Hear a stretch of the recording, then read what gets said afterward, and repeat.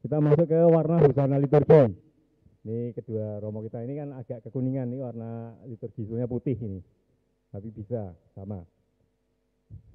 Putih atau kuning, warna-warna yang melambangkan kemurnian, kejayaan, kemuliaan. Dikenakan sepanjang masa Natal dan masa Paskah. Itu warna liturgi putih. Romo kadang-kadang memakainya kan kuning.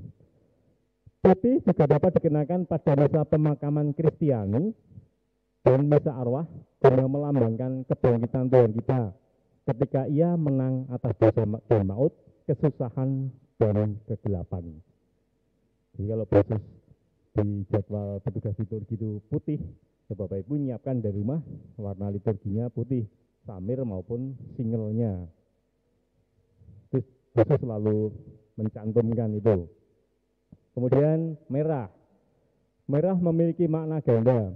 Di satu pihak, merah melambangkan pencurahan darah. Di lain pihak, merah juga melambangkan Roh Kudus.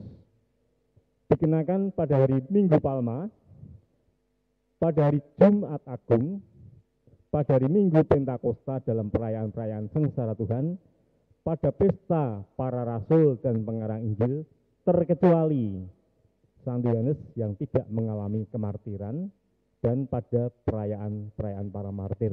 Nah, kalau kita misa harian, perayaan para martir, kita selalu memakai warna liturgi merah. Merah ya. Kita ngebut saja karena waktunya terbatas dan bahannya masih, tadi saya nyiapkan 43 slide. Itu baru berapa ini? Hijau. Hijau melambangkan syukur, pengharapan, dan hidup ini.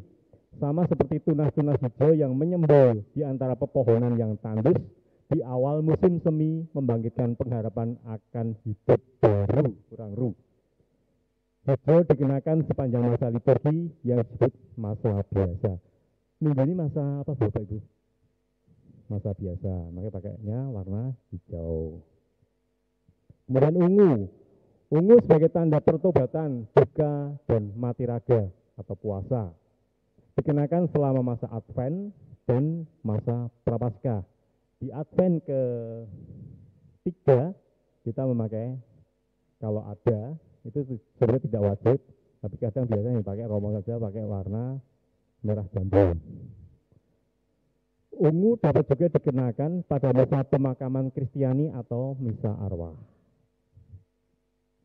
Itu misalnya misa arwah nggak usah bertanya, itu kalau sudah 1000 hari apa boleh? Nah, selama misa arwah pakai ungu enggak masalah. Kadang-kadang ada yang saklek itu kalau sudah 40 hari pakai warnanya putih, enggak apa-apa, pakai ungu pun enggak apa-apa.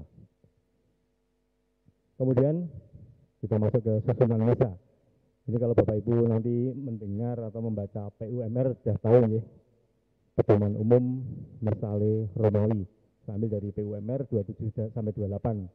Pedoman umum Misale Romawi. Nanti Bapak Ibu kalau baca di yang di-share khusus nanti di akhir pertemuan ini, Bapak Ibu bisa membaca. Ritus pembuka. Jadi misa itu ada 4 ritus. Ritus pembuka, liturgi sabda, liturgi ekaristi, dan ritus penutup. Itu mutlak dan harus diikuti. Tidak bisa kita masuk ke liturgi sabda saja atau saat ekaristi terus komuni terus pulang. Itu tidak lengkap. Sering Romo Bapak Uskup mengatakan tidak lengkap kalau kita tidak ikut dari awal sampai akhir. Lebih-lebih nanti perjalanan menjadi contoh. Ritus pembuka, yaitu perarakan masuk, salam, kata pengantar, pernyataan tobat, Tuhan kasihanlah kami, kemuliaan, dan doa pembuka atau doa kolekta. Jadi Romo saat ritus pembuka masih di Ambon. Masih di Sejalia. Begitu liturgi sabda, lektor masuk naik ke Ambu, bukan naik di Ambu ya, di Ambu, kemudian sampai homili, Romo masih di Ambu sebelah kanan altar itu, sampai doa kolekta. Sampai apa? Sampai doa umat. Baru pindah untuk liturgi ekaristi. Liturgi sabda yaitu bacaan pertama, mazmur tanggapan, bacaan kedua, bait pengantar Injil, bacaan Injil, homili, syahadat sampai dengan doa umat. Dengan bagian ini sabda Tuhan dihidangkan sebagai pengajaran kepada umat beriman. Kemudian masuk ke liturgi Ekaristi, yaitu persiapan persembahan. Romo sudah pindah ke altar. Mengajukan persembahan, doa persiapan persembahan, doa syukur agung, Bapa kami, anak domba Allah, ritus komuni, sampai doa sesudah komuni. Dalam bagian ini, tubuh Tuhan dihidangkan sebagai makanan bagi umat beriman. Baru masuk ke ritus penutup, yaitu amanat singkat atau pengumuman, kalau diperlukan, kadang-kadang kalau misarian tidak ada, salam dan berkat, pengudusan dan penghormatan altar. Itu harus lengkap. Oke, untuk gambarnya saya ini ngambil waktu Romo Elton yang memberikan tentang Ekaristi. Susunan perayaan Ekaristi. Ritus pembuka sama yang saya ambil tadi dari PUMR itu Romo juga ambilnya dari PUMR. Sama urutannya dari ritus pembuka, liturgi sabda, liturgi Ekaristi, dan ritus penutup. Oke, ini saya lanjut. Nah, ini mulai kita tanda salib.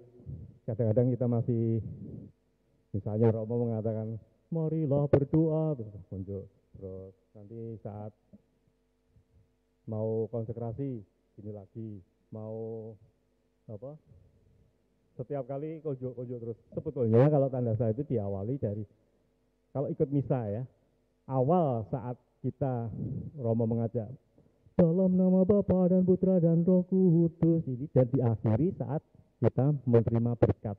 Di tengah itu sudah tidak perlu tanda salib. Kadang lucu, dikatakan proyek yang di atas.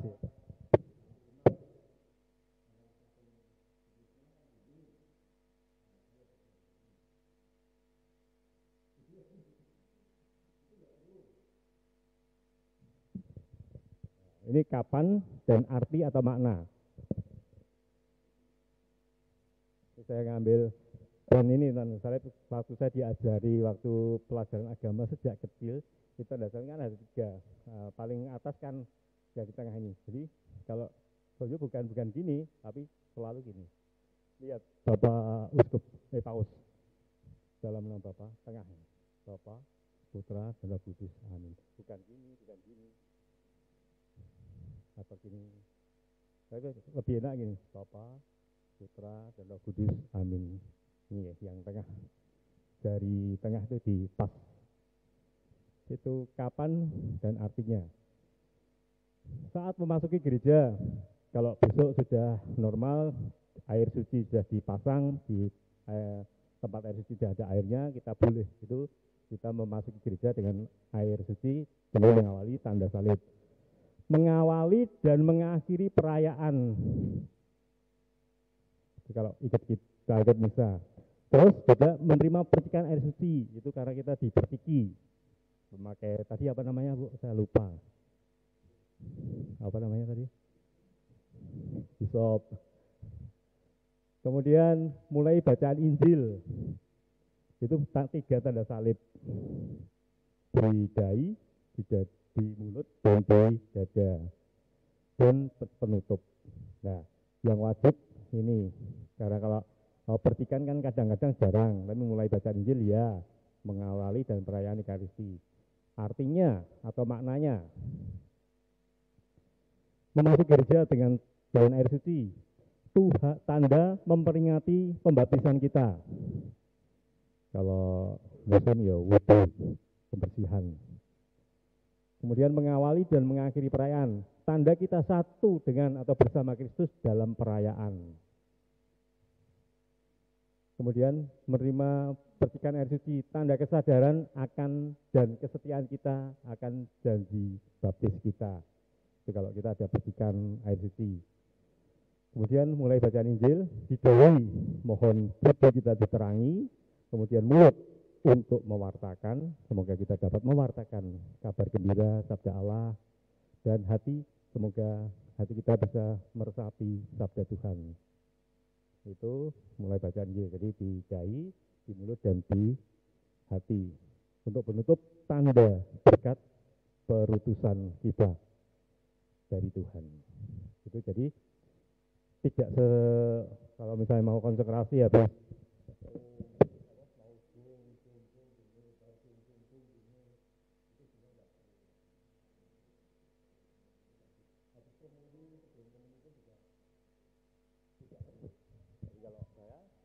mau komuni ya udah kita konsekrasi berdoa semoga saya layak Tuhan untuk hadir di hati saya. Setelah itu terima kasih Tuhan meskipun saya orang berdosa tapi Tuhan mau hadir dan datang di hati saya. Ini nggak usah pakai tanda salib. Itu ya. Kemudian kalau nggak salah Romo Manto waktu pertemuan yang lalu juga mengatakan ini tanda salib itu yang awal dan akhir saja. Nah, ini masuk ke sikap prodiakon. Ada 9 sikap prodiakon. Ini saya ambil dari bukunya Romo, bukan Romo Mangunwijoyo, tapi Romo Albertus Mangun Harjono, SG. Itu beliau banyak menulis, Bapak Ibu kalau ambil mau di Gramedia atau di buku toko-toko buku bisa membelinya. Itu ada macam-macam. Jadi tentang prodiakon ada seri pendampingan prodiakon ini 1 sampai kalau nggak salah 10 itu ada.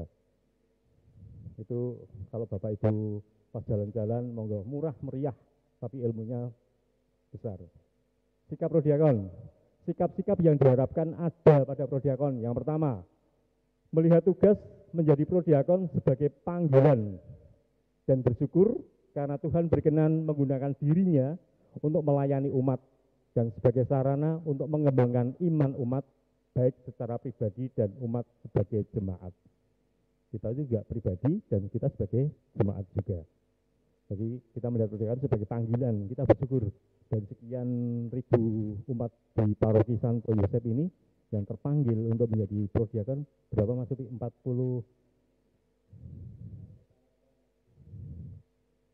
68 dengan Sukaraja 68. Yang hadir kemarin yang daftar 43, yang hadir ini berapa ya? Ya, sangat disayangkan kalau yang periode ini pembekalan kita hanya 2 kali.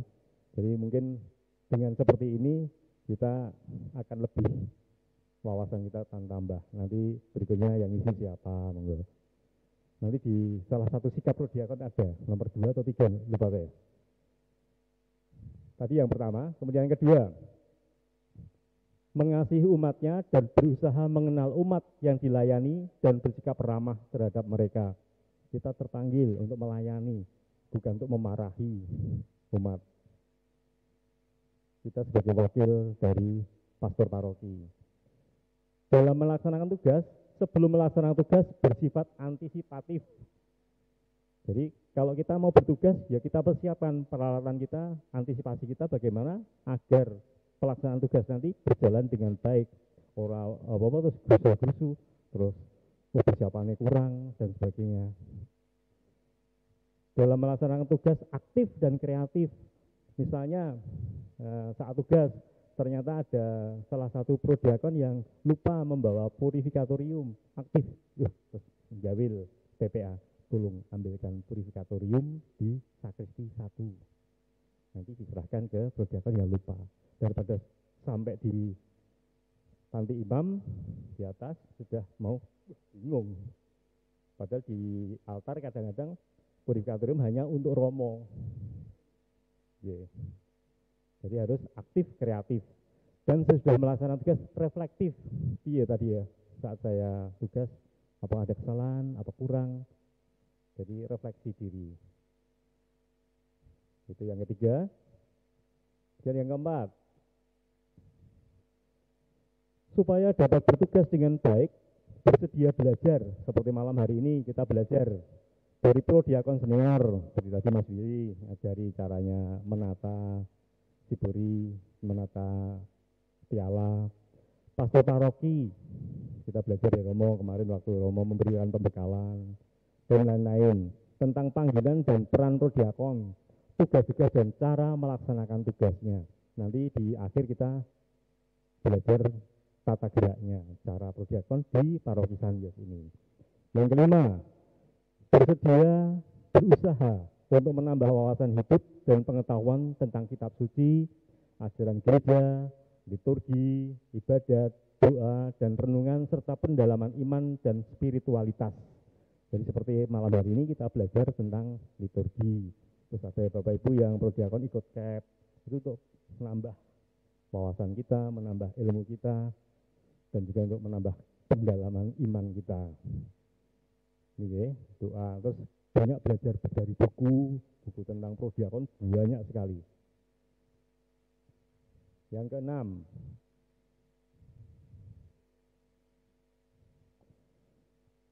bersikap tabah dan membekali diri dengan kecakapan memecahkan masalah dan mengambil keputusan karena banyak masalah dan tantangan baik dari umat maupun dari masyarakat.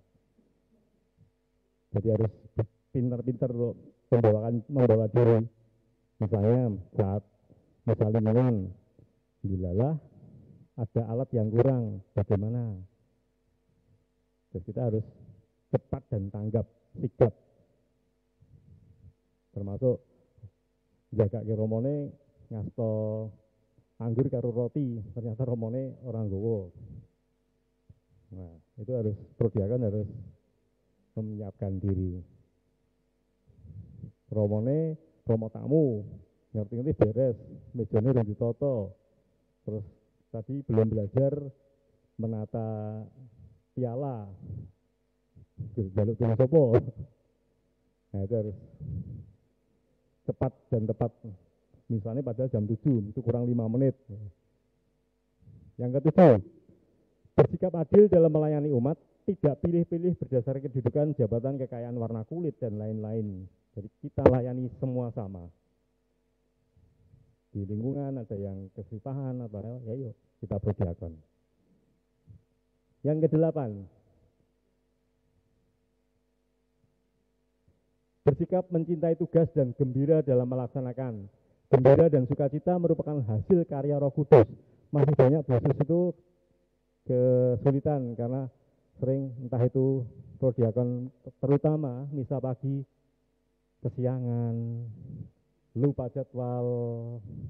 Lah monggo yuk kalau kita ditugasi ya dengan sukacita. Satu kalau ditugasi khusus malam pulang kerja, mandi, makan, saya siapkan alat-alat yang saya pakai untuk tugas besok pagi. Jadi misalnya pun kesiangan, agak kesiangan, saya sudah siap langsung berangkat. Termasuk kapan ya, hari Sabtu atau Minggu sore atau kapan ya khusus yang semula kita nyiapkan 4, ternyata muatnya banyak yang hadir Minggu sore. Terus sudah doa pembangunan sudah setengah, selari. Tidak ada 2 menit mungkin saja. Di situ Mbak Cici bingung, kok wisnya kan pada berlari.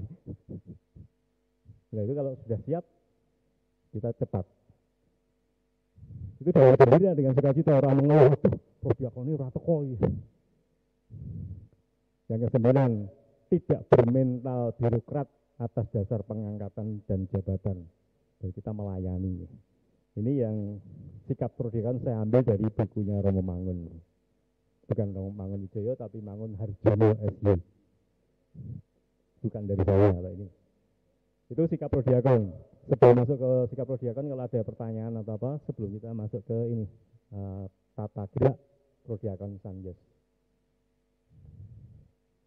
Oke, monggo.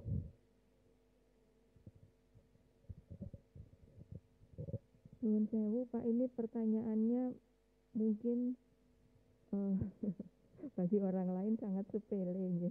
Tadi ketika ditampilkan ada 3 tempat minyak, itu minyaknya beda-beda atau sama untuk Beda-beda. beda-beda. Pemberkatannya oleh Bapak Uskup juga beda-beda.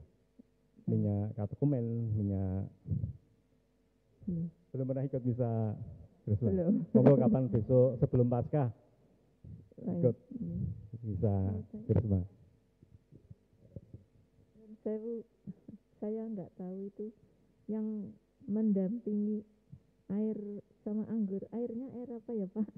Itu air mateng yang sudah diberkati. Bukan air suci ya?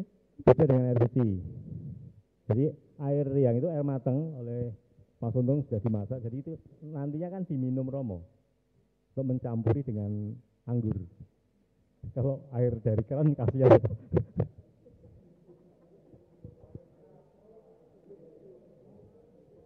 Ya minimal air mineral.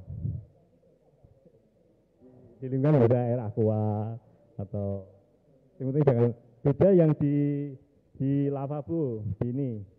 Itu air untuk cuci itu boleh, air biasa, air dari keran boleh.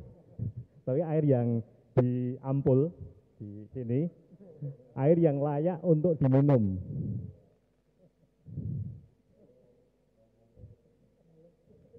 Terjawab ya Bu. Ada lagi?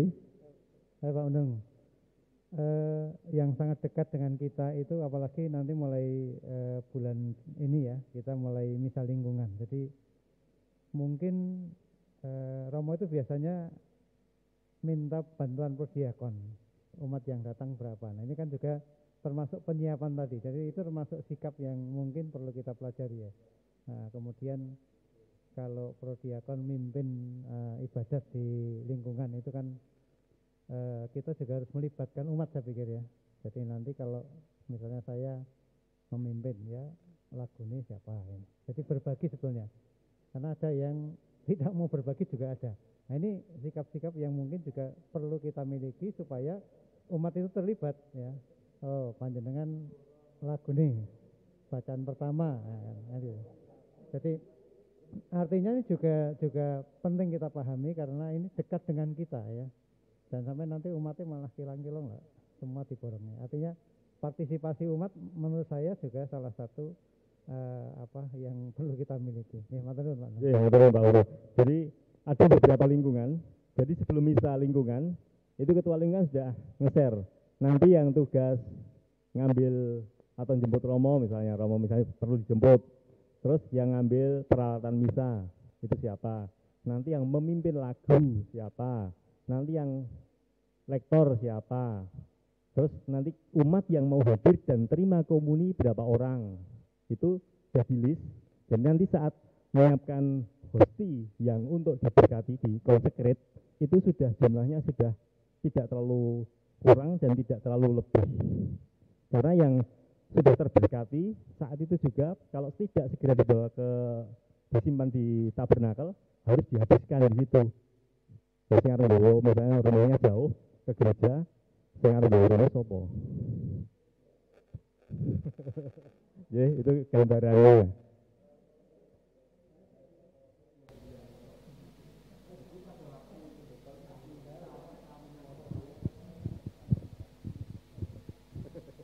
Ya, terima kasih. Ini sekedar sharing atau pengalaman, berbagi pengalaman.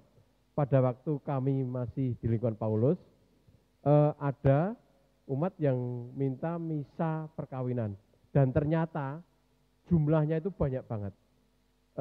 Jadi kadang mungkin dari luar kota berapa dari kota nggak bisa dijumlah. Jadi kita yaudah satu siburi penuh, ternyata sisa. Dan kami, saya ingat Bu Upik dulu sama saya dan supir pakai mobil dan tetap mengembalikan ke gereja ke tabernakel, tetap memakai lilin. Dan di dalam mobil itu dan pemakai prodiakon, baju prodiakon lengkap itu. Saking banyaknya karena kita nggak bisa mengantisipasi mbok nanti kurang, ya udahlah lebih aja. Pada waktu itu Romo Toro. Betul, itu salah satu cara.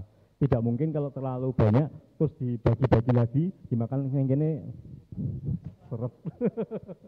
Betul Pak Warso, itu salah satu cara. Yeah.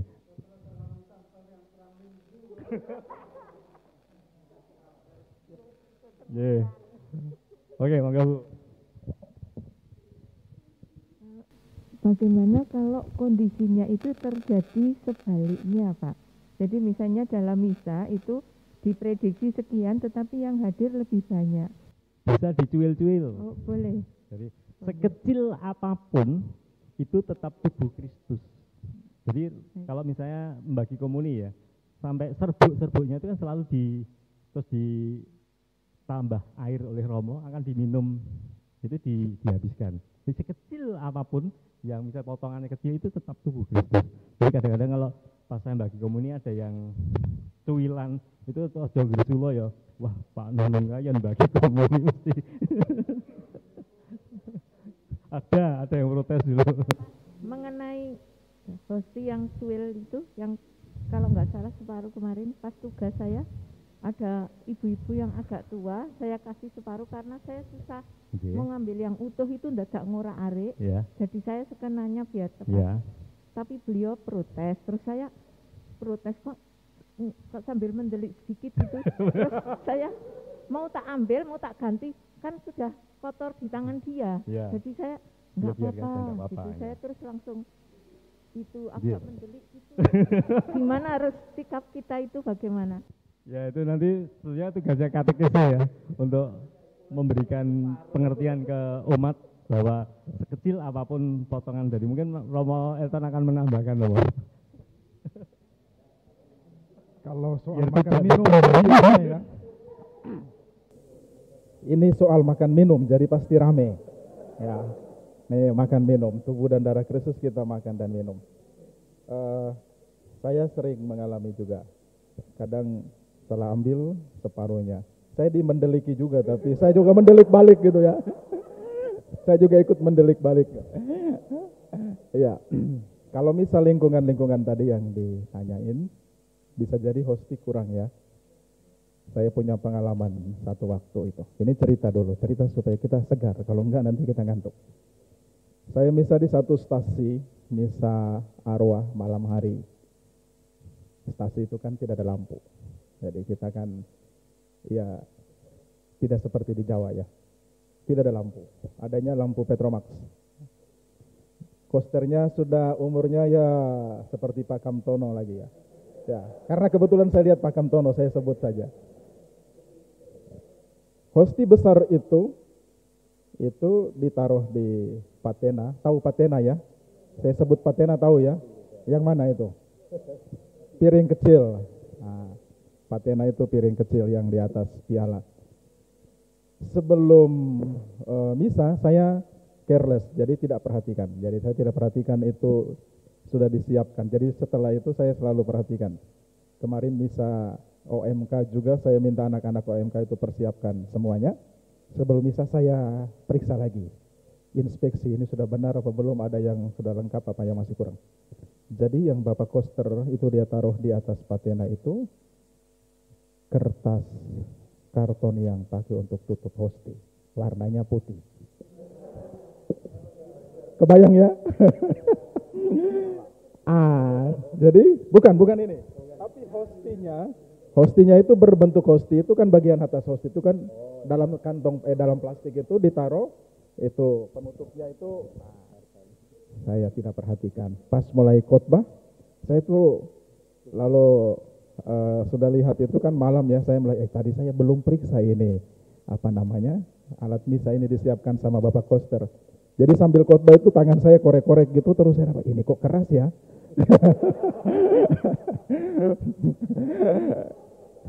Jadi sambil khotbah terus saya angkat, saya lihat ini kertas Bapak Koster ganti. Saya langsung bilang begitu supaya segera diambil.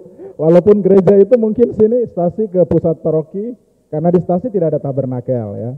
Nah, pusat paroki itu kayak di Sokaraja gitu. Jadi entahlah Bapak Koster dia perintahin siapa, yang penting saya bilang saya khotbah panjang sampai itu hosti datang. Gitu. Nah, jadi bisa di lingkungan itu kadang-kadang banyak kasus terjadi ya. Jadi bisa jadi hosti kurang, bisa jadi kosternya nggak siapin hosti besar, akhirnya pakai hosti kecil, juga tidak ada apa-apa. Jadi jangan pikir nanti, aduh Romo kok ngangkatnya hosti kecil ya, bukan besar ya. Tetap itu tubuh Kristus. Ya, bentuknya saja yang ada yang besar, ada yang kecil, ada yang separuh dideliki matanya ya, nggak apa-apa. Itu hosti, tetap tubuh Kristus. Bila kurang, dipecah-pecah. Itu rumus. Yesus memecah-mecahkan roti dan membagi-bagikannya. Itu rumus. Kalau misalnya sudah dipecah-pecah, ternyata juga masih kurang. Bila ada hosti yang dibawa tapi tidak dikonsekrir, itu bisa dipakai tapi dicelupkan di dalam anggur yang sudah dikonsekrir. Kalau hostinya nggak ada ya, kalau masih ada anggur, romonya relakanlah anggurmu diminum gitu ya. Ya, romonya relakan anggurnya diminum, tapi kan nggak enak kalau 10 orang ya, 10 bibir masuk di hosti terus nanti saya yang bagian membersihkan anggur ya, sudah enggak itu lagi ya. Jadi kita selalu antisipasi tadi itu. Jadi beberapa kali misa di lingkungan, sebelum misa itu saya selalu katakan berhitung. Mereka buat apa ini? Saya hitung sebentar, saya mau kasih makan. Ya, supaya dapat makan. Hitung supaya genap berapa orang yang hadir di sini. Kalau 50, maka saya pasti akan kasih 60. Bila ada yang datang di kemudian setelah khotbah ya masih maju ya saya kasih lah ya. Nah, itu. Jadi kita tetap bagi komuni kita mesti antisipasi jangan sampai ada yang kurang. Dan saya usul kalau misa di lingkungan itu altarnya disiapkan oleh prodiakon lingkungan supaya tahu bagaimana menyusun ini. Setelah itu romonya inspeksi ini Pak Kamtono sudah atur benar apa belum ini ya. Di lingkungan Paulus misalnya. Jadi saya berharap supaya praktis atau praktek itu membuat kita semakin mahir. Jadi kalau setiap misa lingkungan, prodiakon, romonya belum datang, 30 menit, prodiakon sudah ada misalnya. Wih, ngeri juga ini kalau Romo Elton bilang 30 menit, pulang kerja jam berapa ini. Romonya sudah ada. Kalau saya sudah ada, belum disiapkan, saya tunggu nanti prodiakon datang. Prodiakon siapkan sambil saya mendelik gitu. Iya, air itu pakai air matang ya. Jadi air matang yang sudah dimasak dari air mineral ataupun dari air masak dispenser atau apapun. Itu untuk yang diminum romo itu nanti diberkati lalu dipakai untuk mencampuri. Itu simbol darah dan air ya. Jadi bukan supaya romonya enggak mabuk karena banyak anggur ya, bukan. Saya memang biasanya minum habis anggur ya, tidak ada sisa. Tapi bukan campur air supaya romo jangan mabuk, tidak. Tapi itu simbol ya, simbol percampuran air dan darah. Sama seperti rumusannya itu. Ada tata perayaan Ekaristi yang gede, tata perayaan Ekaristi yang gede ada bawah. Oh enggak, Pak. Enggak ya. Ya enggak apa-apa. Pending di situ nanti itu saya jawab selanjutnya. Terima kasih ya.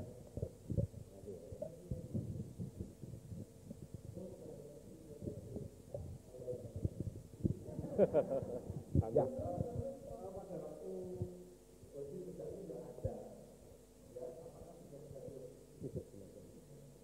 Tadi saya sudah jelaskan. Wah, Pak Wasno tidak nyimak ini.